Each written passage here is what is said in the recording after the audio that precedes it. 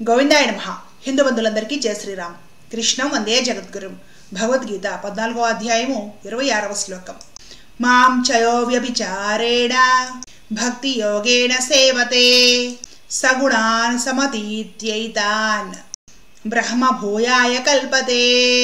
అనన్యమైన నిర్మలమైన భక్తి యోగము ద్వారా నన్నే నిరంతరము భజించువాడును, ఈ 3 గుణములకు పూర్తిగా అతీతుడైన వాడును అగు పురుషుడు సచిదానంద ఘన పరబ్రహ్మ ప్రాప్తికి అర్హుడగును.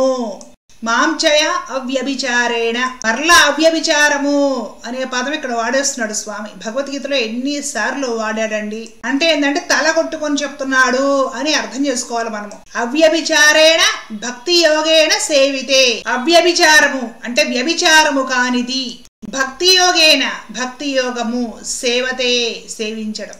వ్యభిచారము కానిది అంటే వ్యభిచారం అనేది ఒకటి ఉందనే కదా. అవ్యభిచారము అని పరమాత్ముడు ప్రత్యేకంగా గుర్తు చేస్తున్నాడంటే వ్యభిచారం అనేది ఏదో ఒకటి ఉంది, అది ప్రమాదకరమైనది కూడా, పరమ ప్రయోజనాన్ని ప్రసాదించేది కాదు. ఎందుకు పరమాత్ముడు ఇక్కడ అవ్యభిచారిని భక్తి యోగేన సేవతే అని చెబుతూ బ్రహ్మభూయాయ కల్పతే అంటున్నాడు. అలాంటి వారే బ్రహ్మమును పరబ్రహ్మమును పరమాత్మను చేరెదరు అన్నాడు. అంటే ఏంటంటే వ్యభిచారము లేని భక్తి ఎవరు చేస్తారో వారే భగవంతుడి ప్రాప్తికి అర్హులవుతారు అని అర్థం. మరి వ్యభిచారం అంటే అది తెలియాలి కదా, తెలిస్తే దానికి దూరంగా ఉండడానికి ప్రయత్నం చేస్తాం. సంసారం అని ఒక పేరు, వ్యభిచారం అని ఒక పేరు, 2 పేర్లు వింటున్నాం కదా మనం వాడుక భాషలో. ఒక ధర్మానికి పతివ్రత కట్టుబడి వివాహము అనే ఒక బంధాన్ని గౌరవించి పతితో మాత్రమే ఉండి పతిని మీరకపోతే అది సంసారము. ఆ సంసారం నేర్పే ఇల్లాలు పతివ్రత. రోజుకొకటితో గడుపుతూ ఉంటామంటారు, దాన్ని అందరికీ తెలిసిందే. దానికి వ్యభిచారం అని పేరు. ఇక్కడ పరమాత్మ భక్తి విషయంలో వ్యభిచారం అంటున్నాడు.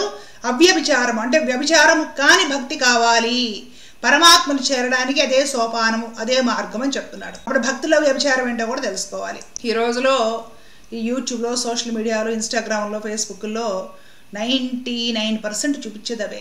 సాయంత్రం లోపల ఇచ్చేసేస్తే ఆ అద్భుతము, మధ్యాహ్నం లోపల అది చేసేస్తే ఈ అద్భుతము, ఆ కోరికలు తీరుతాయి, ఈ నష్టాలు తగ్గుతాయి, ఆ కష్టాలు తగ్గుతాయి, ఈ సమస్యలు గట్టెక్కుతాయి, ఈ పూజ చేయండి, ఆ పూజ చేయండి.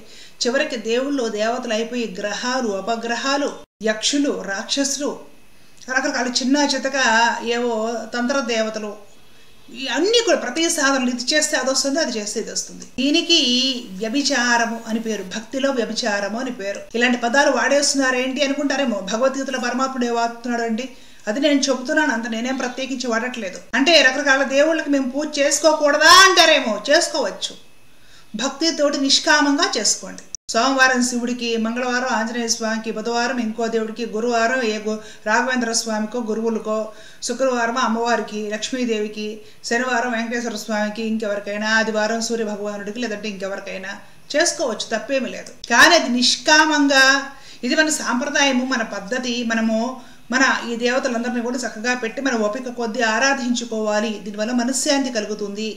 నిదానంగా ఇలాగా దేవీ దేవతల రూపాలను సేవించుకోవడం వలన, ఆరాధించడం వలన, పూజించడం వలన నిదానంగా మనకి కాస్త జ్ఞానము లేదా పరిపక్వత కలుగుతుంది, జీవితంలో మనశ్శాంతి ఉంటుంది. ఇది మన సాంప్రదాయము, మనకు శాస్త్రం చేత విధించబడిన దేవతలు కాబట్టి మనం పూజిద్దాము అనే భావంతో పూజించుకోండి, తప్పేమీ లేదు అందులో. కానీ ఈరోజు ఈ దేవుడికి పూజ చేస్తే ఇది వస్తుంది, రేపు ఇంకొకటికి పూజ చేస్తే ఇంకోటి వస్తుంది, రేపు సాయంత్రం 5 లోపల ఈ స్తోత్రం చెబితే ఇది వస్తుంది, ఎల్లుండి అర్ధరాత్రి అమావాస్య రోజు ఆ స్తోత్రం చెబితే అది వస్తుంది. దీనికి భక్తిలో వ్యభిచారము అని పేరండి. ఈ వ్యభిచారం వల్ల ఏమవుతుందంటే ఎప్పటికీ కూడా భగవత్ ప్రాప్తి కలగదు, ఎప్పటికీ ఇలాంటి వాళ్ళకి జ్ఞానము కలగదు, ఎప్పటికీ ఇలాంటి వాళ్ళు ముక్తిని పొందలేరు. అర్థమవుతుంది కదా. భగవంతుడు అవ్యభిచారణి భక్తి అంటే అనన్యమైన భక్తి, నిర్మలమైన భక్తి నా యందు కలిగి ఉండు అని చెప్తున్నాడు. నిష్కామమైన భక్తి, ఏ కోరికలు లేనిది. వెంకటేశ్వర స్వామికి నమస్కారం చేస్తాం, ఏ కోరికతో చేస్తాం? నాకు ఏ కోరిక లేదు, నాకు ఆ స్వామి పరమాత్మ కాబట్టి, నాకు ఇష్టం కాబట్టి, నా ధర్మము కాబట్టి, నమస్కరించుకోవడం నా సౌభాగ్యం కాబట్టి నేను నమస్కరించుకుంటున్నాను. సేవించుకోవడం, పూజించుకోవడం, ఆరాధించుకోవడం నా సౌభాగ్యం కాబట్టి, పరమాత్మ నాకు అర్హత లేకపోయినా మానవ జన్మ ప్రసాదించాడు కాబట్టి, ఈ మానవ జన్మలో పూర్తి సమయం కాకపోయినా కొంతైనా కూడా భగవంతుడి సేవకు నేను వినియోగించుకొని ధన్యుడనవ్వాలి. ఈ ఉద్దేశంతో భగవంతుడిని పూజించాలి, నమస్కరించుకోవాలి, దేవాలయాలు దర్శనం చేయాలి. దీనికి అనన్యమైన భక్తి అని పేరు. అంతేగాని ఇలా మొక్కుకున్నానండి, లేదంటే ఆ కోరికండి, అనుకున్నాను కానీ తీరలేదండి. అందుకని ఈ దేవుడిని వదిలేసేసి ఇంకో గుడికి వెళ్తున్నానండి, అక్కడ మొక్కుతున్నానండి, అక్కడ అంటండి మధ్యాహ్నం వేళ రాహుకాలంలో అంట నిమ్మకాయ డప్పలో దీపం వెలిగిస్తామని కోరిన కోరిక వెంటనే తీరుతుందంట. అక్కడ కూడా తిరగకపోతే ఇంకొక గుళ్ళోకి వెళ్ళి టెంకాయలు వెలిగించాలి, ఆడా తిరగకపోతే ఇంకొక గుళ్ళోకి వెళ్ళి వంకాయలు వెలిగించాలి. దీనికి ఎప్పటికీ కూడా ఇలాంటి వాళ్ళు అజ్ఞానంలోనే ఉండిపోతారు. ఎప్పటికి కూడా ఇలాంటి వారికి పరమార్థం చేకూరదు, ముక్తి కలదు, భగవంతుడు లభించడు. స్పష్టంగా భగవద్గీతలో ఆ విషయం ఉంది.